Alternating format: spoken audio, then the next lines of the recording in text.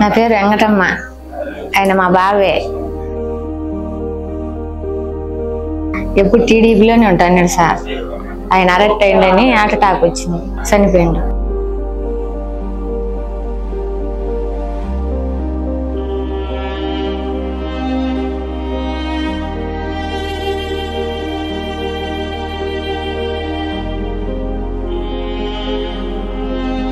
తను మామయ్య అవుతారు, చిన్న మామయ్య.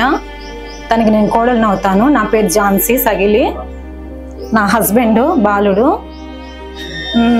సెప్టెంబర్ 20 నైట్ సడన్గా స్ట్రోక్ వచ్చి midnight 12 o'clock అబోవ్ సడన్లీ చనిపోయారు. చంద్రబాబు నాయుడు గారు జైల్లో ఇంకా